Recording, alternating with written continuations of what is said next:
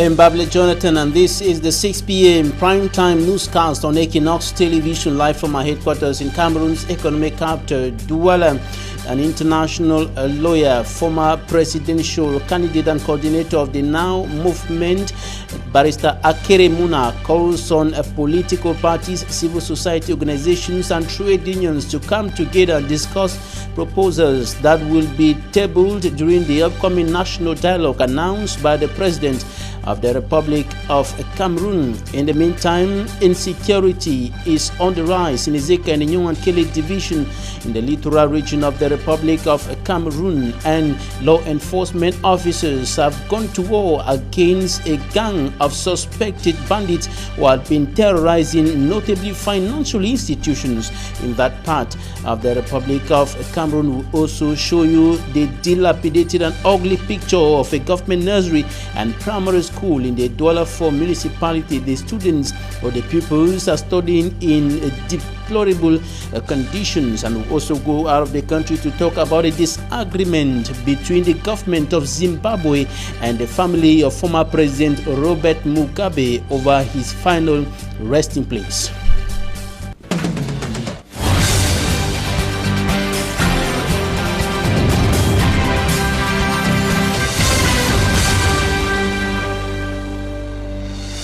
Thanks, ladies and gentlemen, for joining us on this edition of the news on Equinox Television. We begin with news concerning the upcoming national dialogue announced by the President of the Republic, Paul Biya, in his address to the nation with regards to the deteriorating situation in the northwest and southwest regions of the country, and of course other issues of national interest, other problems affecting his country, and reactions continue streaming in after that address to the nation.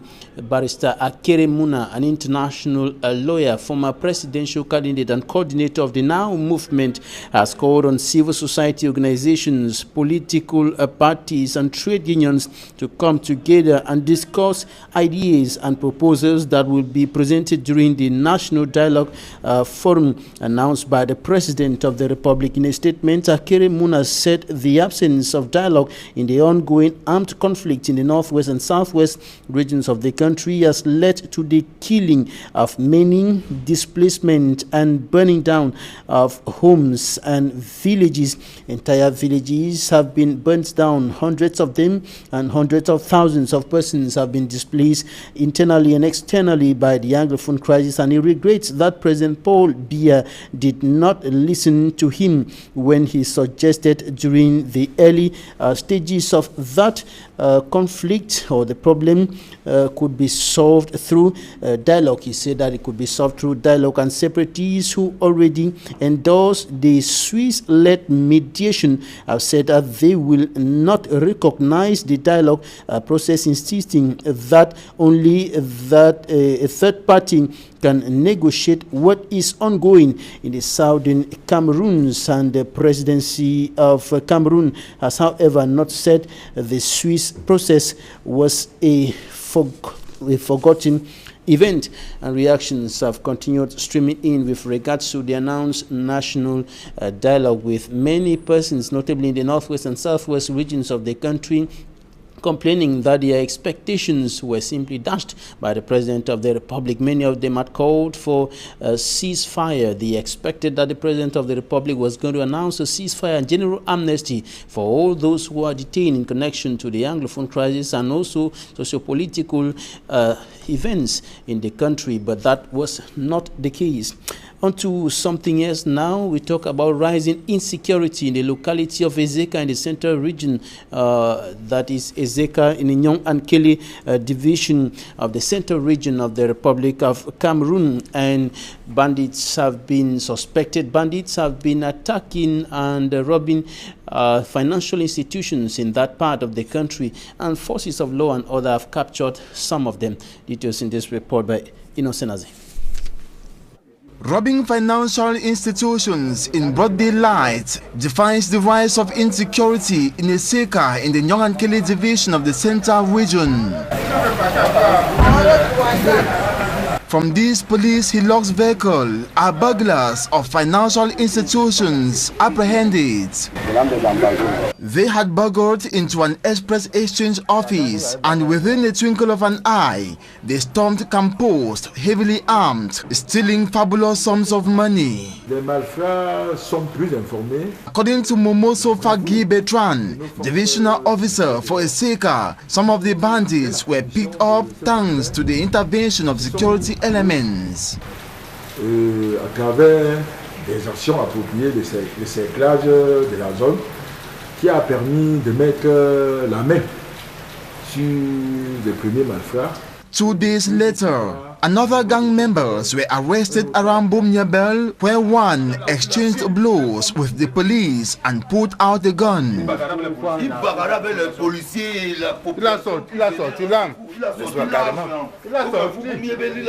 Unfortunately, he incurred the sour consequence.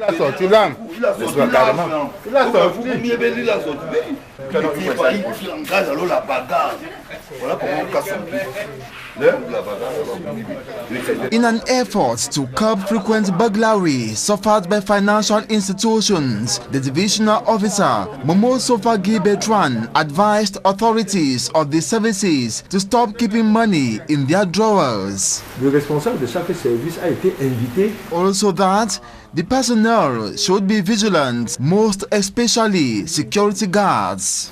La vigilance est la responsabilité des gardiens. The senior administrative officer has also ordered institution of local vigilante committees to denounce and alert the forces of law and order on any suspicious acts of banditry. Pour dénoncer des suspects. Inhabitants of Eseka have also been called to play a collaborative role so that the bad grains are separated from the good ones. Just as it is the case in Ezeka in the central region of the Republic of Cameroon, insecurity is also on the rise in the country's economic capital, Douala. And besides insecurity, fires continued raging in several parts of the city of Douala. And 3 shops, that is shops of persons who are selling motor spare parts in Bonabere, Douala for subdivision, have been reduced into ashes. Immaculate Fogui has more. These are the leftovers of 3 shops that sell motor spare parts.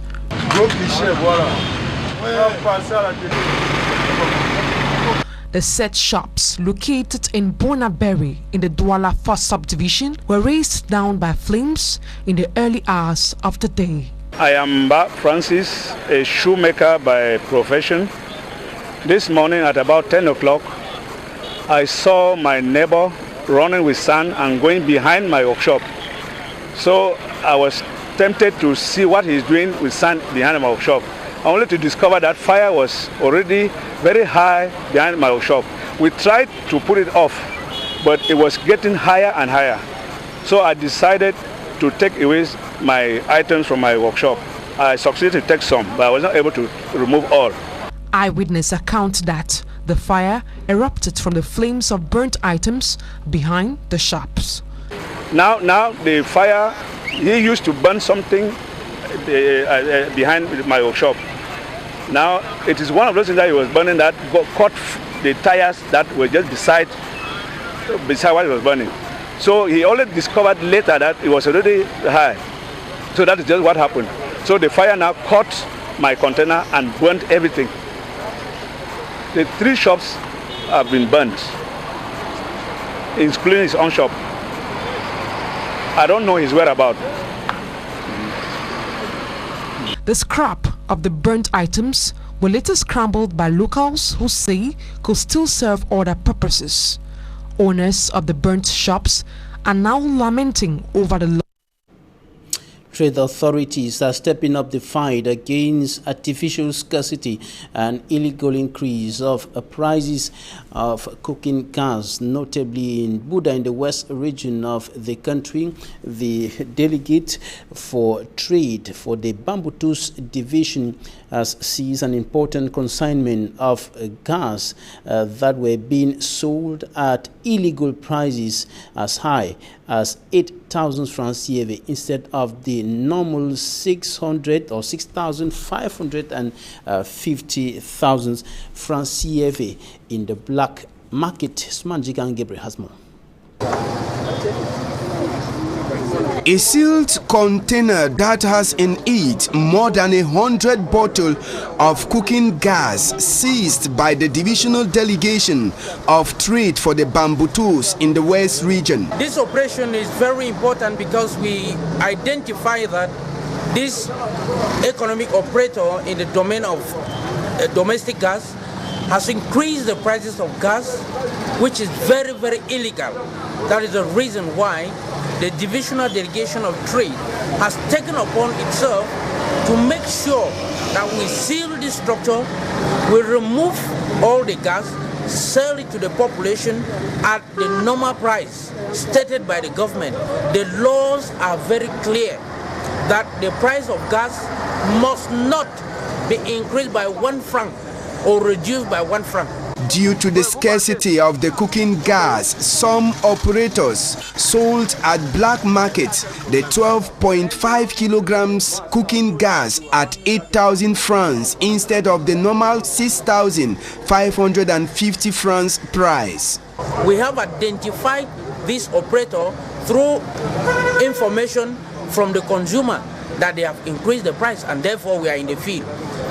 The Minister of Trade, Mr. Luke Magwambaraga Tangana, has instructed us to make sure that we follow up commercial activities 24 on 24 and 7 on 7 days. And we are equally calling on all other operators in this same sector to pay special attention that each time we miss such an activity, we will immediately seize the gas and sell to the population at the normal price. It is for this reason that several cooking gas bottles were seized and sold to the consumers at the normal price stipulated by law. 2 weeks I haven't seen a cooking gas. Even in Bafusam I checked but did not see. Then I was informed that there is a place where the gas is being sold. When I arrived, I was told the man was selling at a very high price, and the delegate himself is overseeing that the gas is sold at its normal price. The aspect of business operators taking advantage of the consumers is not a strange phenomenon in Cameroon, notwithstanding several government efforts to stop this. From Buda in the west region of Cameroon, we move over to the Damawa region, where we're going to be talking about the chronic poverty making life very difficult for inhabitants of Meganga. We have details with Emin Iluga. The field inspection by Minister of Secondary Education Naluva Lionga focused on the structuring and welfare of students in state-owned schools within her ministry in the city of Douala of the Littoral region on Thursday. At first, according to the government's technical school, business is not the best. We are sorry for the poor quality of that report, and we stay with you, Hemin, to talk about the Minister of Secondary Education, Naluva Lionga, who was here in the economic capital, Douala, today, and she was taking stock of some challenges, some difficulties, lapses and flaws in the teaching and learning process in some academic institutions here in the economic capital, Douala, and she insisted on the issues of security and of course other issues affecting the teaching and learning process in some schools in the town of Douala. Hemin.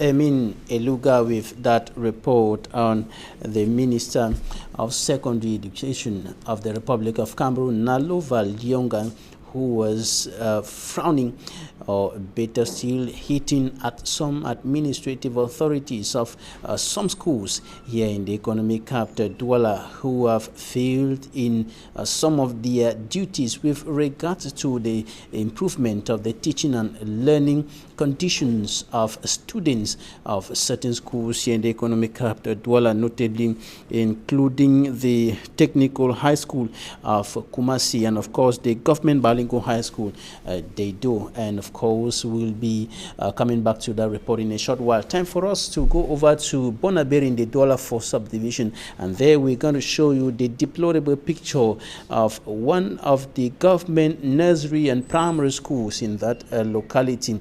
The pupils are studying in very precarious conditions. For me, Armstrong Sander has more.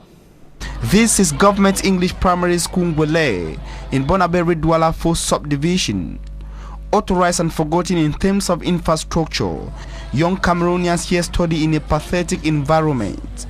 With classroom made of planks, the kids are exposed to noise and related environmental hazards. Jeps Ngwele, as it is commonly known, has seen its problems increase this new academic year with the influx of learners from the crisis-hit northwest and southwest regions. Jeps Ngwele is full of children from the southwest and the northwest region.